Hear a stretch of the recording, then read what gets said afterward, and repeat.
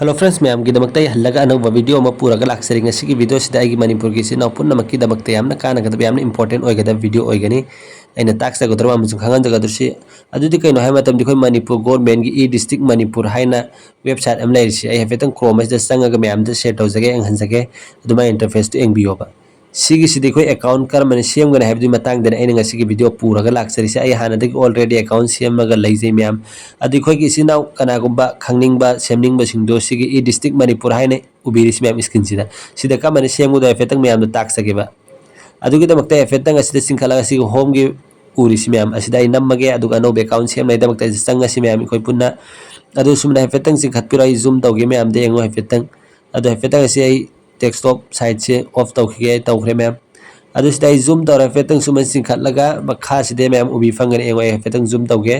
सिगी login ने ma'am ना उबिरिसि सिनाव ma'am दा अदा सिटीजन CSC है से अदुगा सोमदा डिपार्टमेंट उबिरिसि डिपार्टमेंट की कोई डिपार्टमेंट लॉगिन आईडी पासवर्ड तोंगा लेरंगबनी मैम अदुदि कोई मथौ तादे अदु सिटीजन है सिदा असिदा क्लिक तौरगा click here to login with e Pramaan है से संगबि रोबिसि नाव मैम ना सानिंग बतारगदि अकाउंट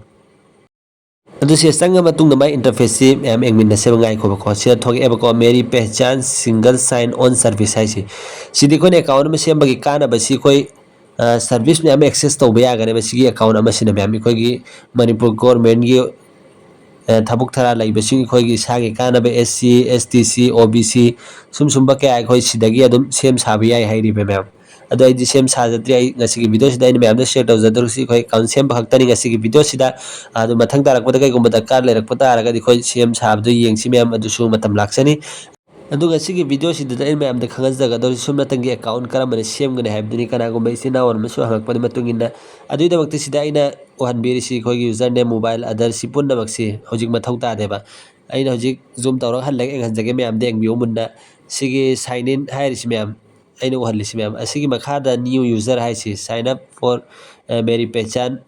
हाइसि असिदा क्लिक तौबिरोबा न्यू यूजर असिदा क्लिक तौर मतुंगदा हल्लग मागी इंटरफेस सुमनो बि फंगनी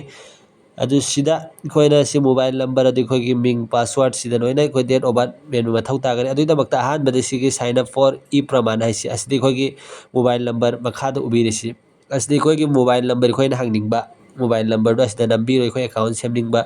नंबर दो अदु असिदा जनरेट OTP सिदा नम्मा मतुंग इखोय OTP बा लारेबा अदु साइन साइन नंबर ता मैम अदु OTP दो आई हजि नम्मे मैम असे आई OTP असि वेरीफाई तौरगे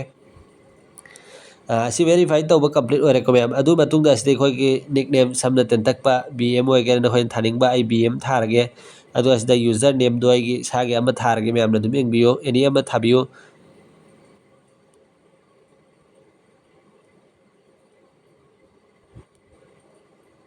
अदु असिदा ma'am user name already exist है असिगी ममिंग असे हानादगी लैरे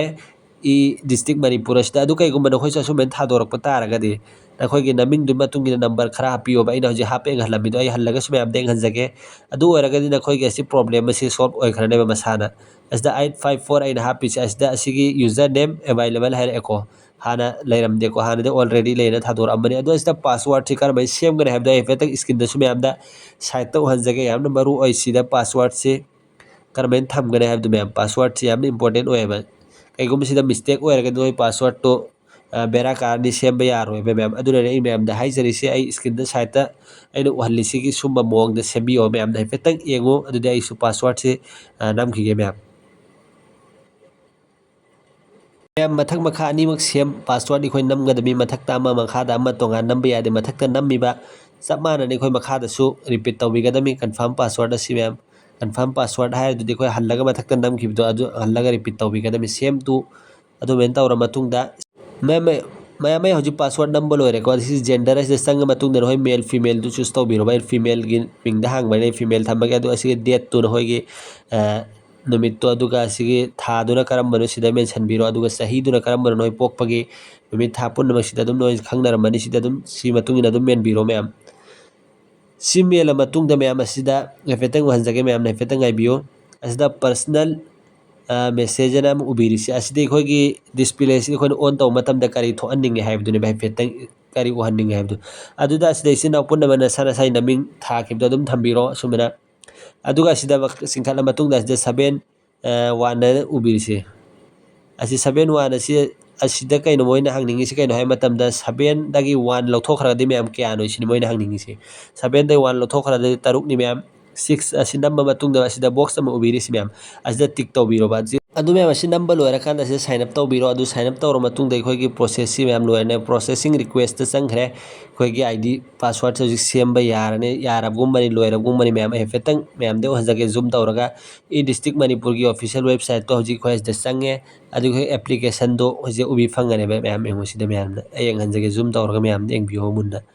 sida ubi phange khoi gi ming adu khoi phone number adu punna maktu mayam adu sidi khoi kai gumba khara men gada wat leba adu kaino hai matamda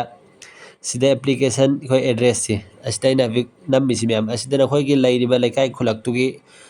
jaga du gi maming do efetang ibiro na khoi lairiba na yum lairiba pa adu ai gi address to adu ira matungda hallaga somda sapiro mayam na efetang singjan ge mayam na engbiyo zoom tawraga zoom out tawge amka zoom tawge adu asida city district ai si asina khoi Imphal West Imphal East dagi Thoubal any na khoi gi district to asida dum nambiro aina asida uhanbiri sida mayamna asida nammo ay habjiktang Imphal West nambage adu nohoi gi do adum nambiro Aadhaar gi matung ina namgera nohoi wani adu asigi makhada am kai khoi gi house door number na mayam no bi phangi se fetang zoom tawge mayam engbiyo asida house door asida na khoi gi house number door number du nambiro ba efetang khangdre adum any ama namsan thage mayam efetang engbiyo 50 IC nambage aduga asigi makhada som kan namga da watle mayam locality village haisi khoi lairi ma famdo samna somda mention khoi tawkhib do adu same sida sodum nambiro adu matungda mutang hallage khoi engam seba punna hadu engam matungda sigi register gi option no bi sim mayam zoom out zoom tawri sida mayam da sida halla sanga da mi ado hefetang sangdir mamang ti ko application details si engam se mi khoi gi ming phone number date of birth adagi khoi gi mafam se asi punna maksi engam matung da somda site si khoi gi mem na engu Aadhaar adagi email hai si asti khoi hapa mathau ta ro kesu daka leitre sigi adu sumre khoi mention biraga ne khoi account si sumre line sembi biar ne do fetang mem deng hanjaki ngai go mem ne fetang ai bio adu si matung da fetang sigi register hai si mem deng oi zoom tawra thammi se sigi registration click tawbiro sidai khoi account do complete semba loirne mem si loirakpaga haji khoi sigi loibagi khoi account si semba loiragumani mem fetang ai bi mem na si loirabi khoi account semba mem sumra noi su semning bataragadi e district manipur sida kai gumbe account sumra laina sembi oba mem adu kana gumba semning ba lairaga su khangban hoina sigi video si khangdab singde share tawbiyo adu sumra semhan biyo adu sidagi kana ba lawja saro mem sininga sigi video sida ina mem da share tawjaningi ba amasu information amasu knowledge ha si mem su khangdaba kya su yaramgani khangba kya su yaramgani adu fare khangdaba singi da bakti amna important oigani amna maru oigani mem tu sina noina ubi fangane ba more information da sanga hafetang uhanjage ba sidengo department wise service list hai sida suno ubi fange mem adu sida download offline form su ubi fangane apply online so sumne khoi gi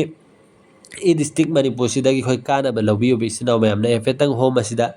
sanga ge hallaga duma interface sumna dum ubi fangani sini mem ngasi gi video si mem da ina share tawjakhe e district manipur du khoi account ka mane same gane have du sina mem na su yenga video si ba sembiyo adu kana ba lobiyo atung so mem gi dabak sum sum ba kana ga da trick and tips amasu information amasu knowledge ki video pujarake ai gi bisa subscribe tawraga thambiyo mem notification on tawbiyo adu ngasi gi video si koi swai dolation minner si goodbye.